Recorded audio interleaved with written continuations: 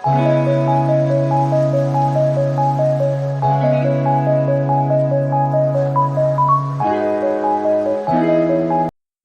Sifa Lokwa, affaire Sifa Lokwa bandeko nanga tolobaka pe na vérité moko soki likambo eza toye tolobeli yango pe na bosolo tolobeli yango pe na ndenge moko bien tolobi vérité esalaka pe bien. Bandeko nanga lelo Irsil Botelo TV aye liboso na bino pona kosola na bino pona koinforme bino to pona koyebisa bino vérité eloko nini oyo ezoleka affaire Sifa Lokwa. Bandeko nanga mbote nanu na bandeko nyonso oyo bolandaka biso vraiment mbote na bandeko nyonso oyo bolandaka Irsil Botelo TV wana ya bino liboso na bino ezali bongo Irsil Botelo TV aye liboso na bino pona kosaela bino analyse to pona koinforme bino eloko nini oyo ezoleka na vie ya ndeko na biso Sifa Lokwa. Bandeko tozomona ba video ekezongi tozomona ndenge bato bazoloba tozoyoka internet tombe tozoyoka pona Sifa Lokwa. Yango Irsil Botelo TV ayaki liboso na bino na yango Irsil vraiment aye liboso na bino pona ko éclaircir bino eloko nini oyo ezoleka na vie ya ndeko na biso Sifa Lokwa.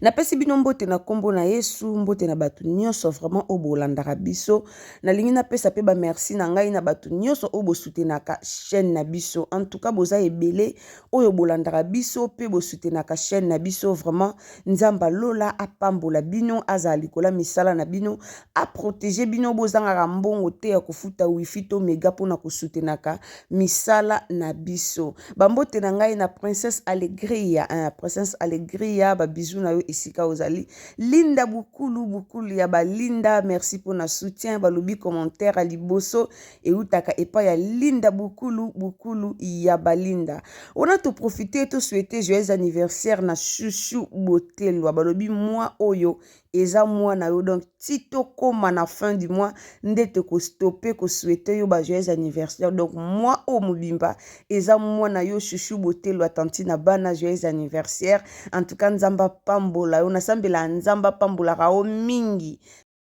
pambwa maka vraiment donc Chouchou Botelo depuis États-Unis joyeux anniversaire na yo esika ozali ba bénédiction elanda yo bandeko na ngai wana toye tolobela na likambo oyo ya Sifa Lokwa eza likambo moko ya pasi mingi d'autre part eza likambo moko ya esengo mingi bandeko soki ezali mbala no penza ya liboso otombe na Irsil Botelo TV en tout cas osabone au s'abonner, au commenter, au liker, au partager ma vidéo na biso et au sa malamu mingi. To senga na bino ndeti ba vidéo ya boeto partagera yango po Sifa Lokwa aza vraiment star munene ya mboka na biso. Pona bato ba ebiete Sifa Lokwa aza star munene ya mboka na biso. Donc aza comédienne oyo abanda ba théâtre kala vraiment ça fait déjà 3 ans yango yo Sifa azo jouer le sous-souté ba 2 ans et demi Sifa azo jouer le sous-théâtre mais azali vraiment artiste comédienne oya kala oya banda penza makambo kala Sifa Lokwa ajuaka très kitoko Sifa Lokwa ajuaka bien asepelisaka biso azaki moko abanda ko sepelisa biso na banda kuna biso façon na ya koloba ba façon na ya kozala ezalaka vraiment bien makasi pona bato ba yebiete alors bande kunanga to s'abonner to partager vidéo oyo lisolo ya Sifa oyo ekei sango lisolo ya Sifa oyo eza lisolo moko etamboli mingi alors to partager yango comme te koloba vérité to partager yango batebele baye ba vérité oyo eloko nini oyo ekomeli comédienne na biso na kombo ya Sifa Lokwa en tout cas eza pasi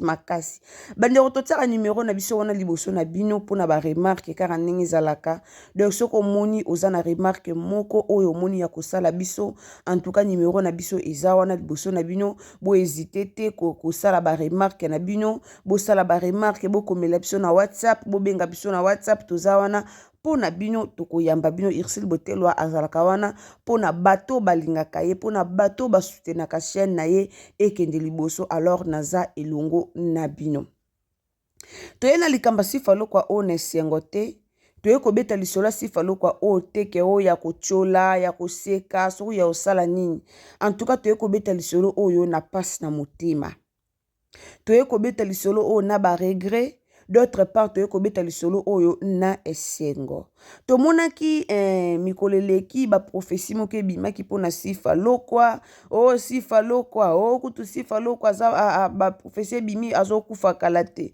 o kutu sifa lokwa balobiki aza na malédiction o kutu sifa lokwa toyokaki baprofesi nyonso ebimaka ezalaka na profete moko oyo ayaka na internet mpona oyebisa bato ke soki sifa lokwa zongi na milia bata théâtre aokufa wana ezalaka vraiment prophétie moko o prophète moko ayaka nango na monde théâtre alobaka yango penza boye na émission ke sifa lokwa soki azongi na monde ba comédien aokufa alobaka yango et puis série mo sifa lokwa auta kobela makasi donc abelaka vraiment azalaka vraiment malade auta kobela makasi alekaka na série wana nde baprofesi ebimaka ebele mpona sifa lokwa baprofete ebele na baprofetese na baprofete ebele bayaka vraiment na baprofesi na bango mpona sifa lokwa alors sifa lokwa abelaka epuis esi abika na ye akomaka na ye bien donc abelaka na ye ezalaka nango pour un temps aumelaka vraiment na maladie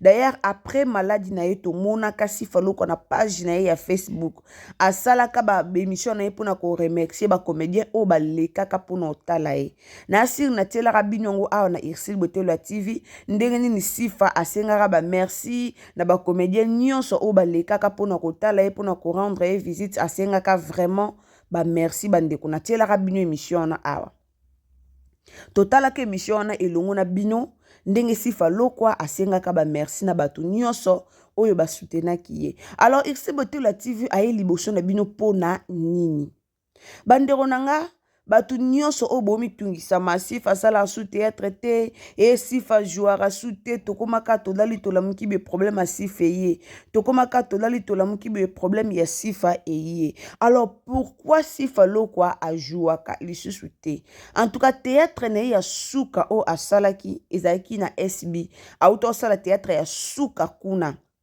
théâtre vraiment ya suka oyo ye asalaki mpo aclôturer makambo na ye ya théâtre elekaka kuna à part théâtre wana tomonaka ye susu te ajouaka lisusu théâtre te en tout cas ata pena fin na vie na ye mpona makambo ya théâtre eza te ke oyo mpo prophétie moko ebimaki oyo mpo prophète moko alobaki ke sifa lokwa aokufa soki azongeli théâtre oyo mpo bata théâtre babwakelaki ye maladi oyo mpo sifa lokwa akomaki maladi oyo mpo banda ya kobelabela ezalaki mpona bongo te et puis eza mpona bongo te nde sifa lokwa atiki kojoue sifa lokwa atiki kojoue mpo sifa lokwa aza déjà marié na miniti oyo toloba sifa lokwa azwa mobali moko ya bien oyo kapena azwa mobali moko ya bien mobali oyo asalaka na gouvernement na biso tokoki jamais koya kotanga kombo na ye donc azwa mobali moko ya bien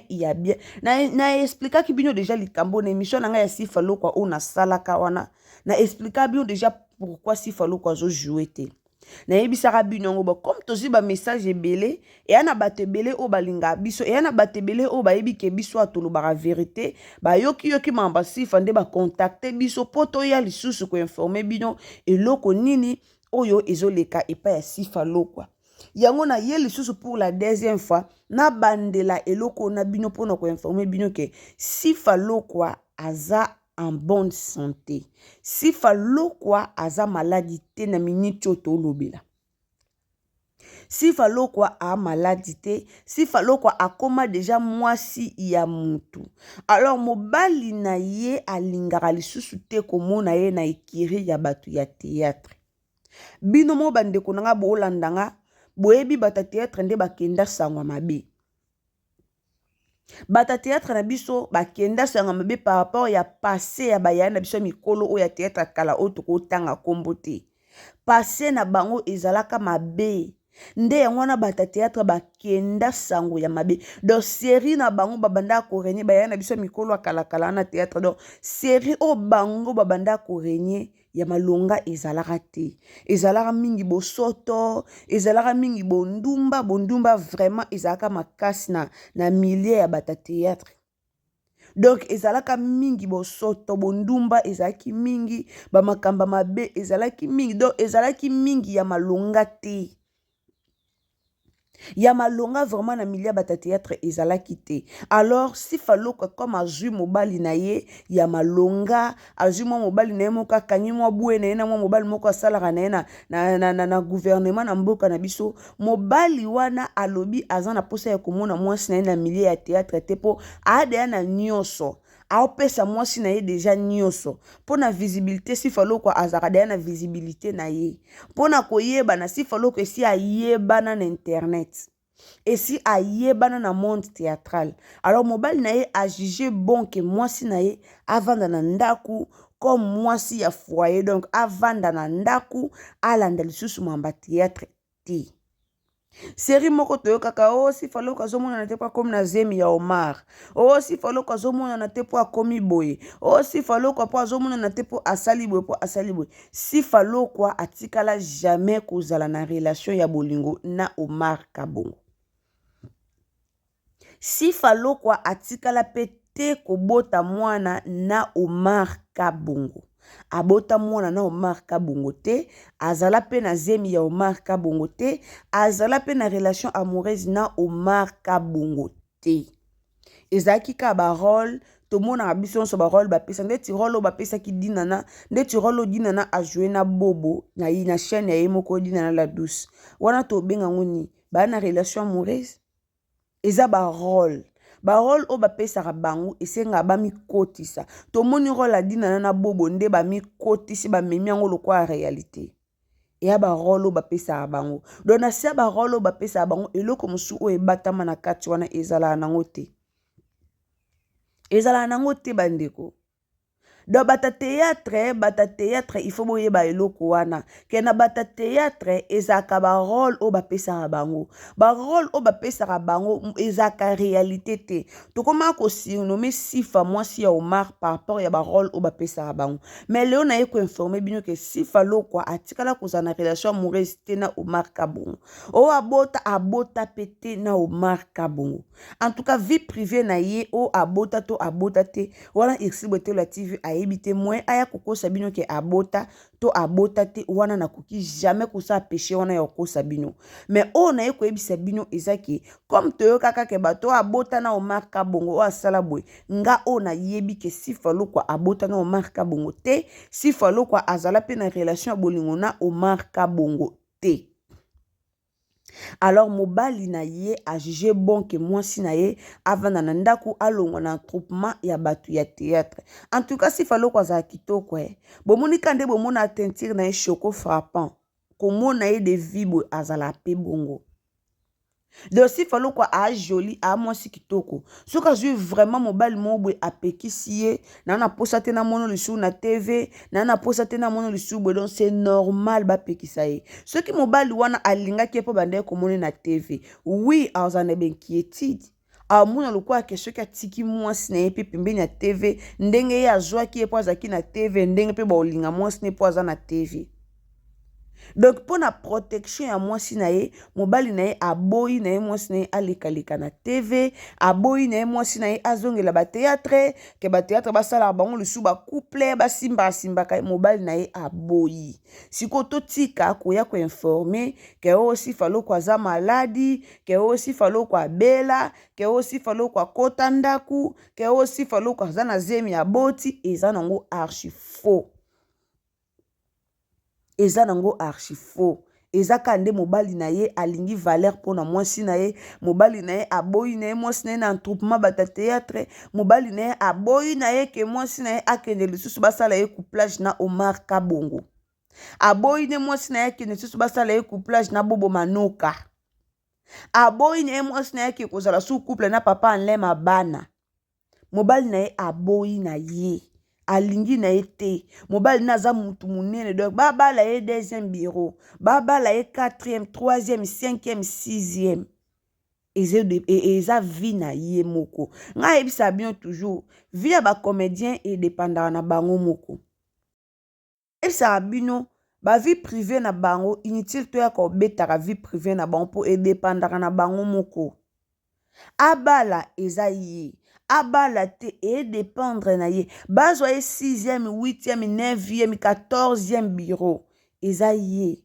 Oyo eza important aza en vie, oyo eza important aza na pédicure, oyo eza important aza amoureuse, oyo eza important aza mwasi ya mutu, yango nde eza important mpo na ye. Soki aza na ye na santa malamu, soki azomene na ye vie moko ya bien, soki aza na ye na vie ya bien, eloko ni oyo tokoyokela pasi, eloko ni oyo ekoswa biso na mitema. En tout cas bandeko na nga totia na mutu na biso ke mwasi oyo d'ailleurs na bomona te ke Sifa Loko abimi penza boye, abimi abandi koloba o kombo na nga, o botika kombo na nga, o boloba kombo na nga te, o bosala boye ya kitoko te. Na bima bongo te po aloba. Batu mingi o ba chrétien ka ezaki pe ka na bango mo bata théâtre na bango mo bata maboke, ebele babimaka pe ba chrétien ka ye balobaka. Ebele babimaka pe balobaka mingi balobaka. Alors ezaka vie privée na bango, ba vie privée na bango to luka kokotaka na kati te. Toya kosalaka toye totan tolobi o etali Sifa, tolobi ke na miniti oyo, na miniti okutu boye, na miniti okutu boye, me kobala o kobala te ea vie privée na ye. Kolinga mobali to kolinga mobali te eza vie privée na Sifa Loko mobali na ye aza pe ya poto te. Ba mituna ea mingi, ba makambo eza mingi, ba malobe eza mingi o batu ba komela biso. Et puis to tala batu nde ba commenter ba photo na ye, ba video na ye. Sifa Loko azwi mobali ya poto te. Mobali na ye aka na kisasa. Bandeko so tobi to tangela bino komba mobali o a honore ye, bokamwa. Bokamwa.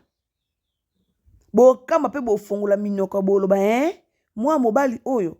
Alors pour na valeur na bango mibale moye to tanga kombo ezate, mais boye baka ke Sifa Loko na miniti o mobali na ye aboyi asala théâtre.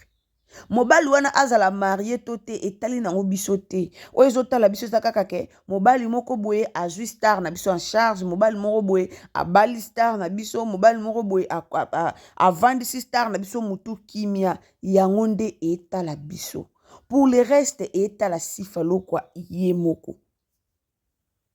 Na minute oboye bake aotika loleka su na théâtre te, au moins que mobali na ye a changé décision na ye.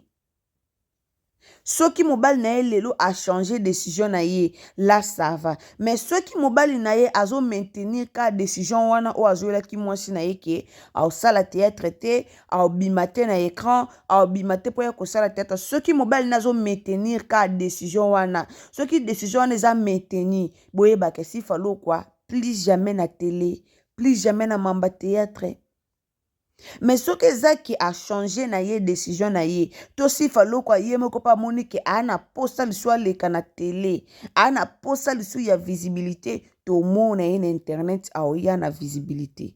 To mona ye akomona na to mona ye boye, a koma visible na TV. Alors na minute o azano invisible po nini, azana ba relation na ye, azana foyer na ye o azolandela, ana ba makambo na ye o azolandela. Donc e choqué nango batu te, batu pe baya ko betela bino ba faux histoire te, histoire o na beteli bino yango wana pour le moment po na Sifa Loko.